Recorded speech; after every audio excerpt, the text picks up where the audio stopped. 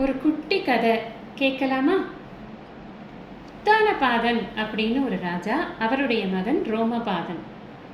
ரோமபாதன் ரொம்ப பெரிய வீரன், நல்ல அறிவாளி, நாட்டை ரொம்ப நல்லா ஆள்றாரு. ஆனால் அவருடைய நாட்டில் திடீர்னு மழை பொய்த்து போய் விளைச்சலே இல்லாமல் எல்லாருக்கும் பசி பட்டினி அப்படின்னு ஆயிப்போச்சு.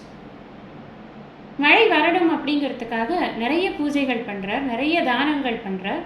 ஆனால் அதனால் ஒரு பலனும் அவருக்கு கிடைக்கல, மழை வரலை. சரின்னு எல்லாரும் சேர்ந்து ஆலோசிக்கிறாங்க.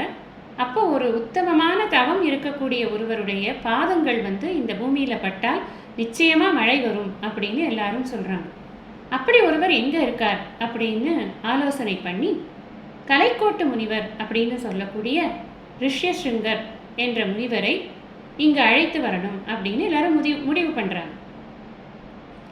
அப்புறம் அந்த முனிவரை அந்த நாட்டுக்கு அழைத்து வராங்க.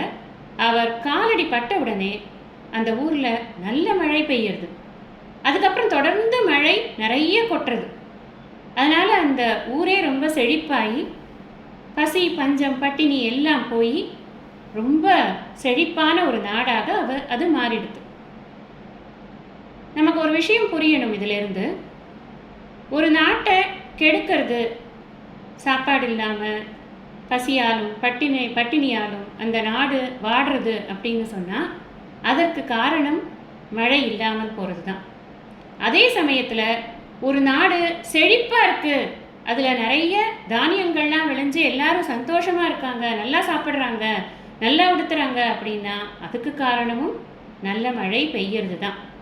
அதனால தான் வள்ளுவர் சொல்கிறார், கெடுப்பதும் கெட்டார்க்கு சார்வாய் மற்றாங்கே எடுப்பதும் எல்லாம் மழை அப்படின்னு. இப்போ மழைக்கு இவ்வளவு வலிமை இருக்குது, நாம் மழையை போற்ற வேண்டும் அப்படின்னு தெரிஞ்சுக்கணும்.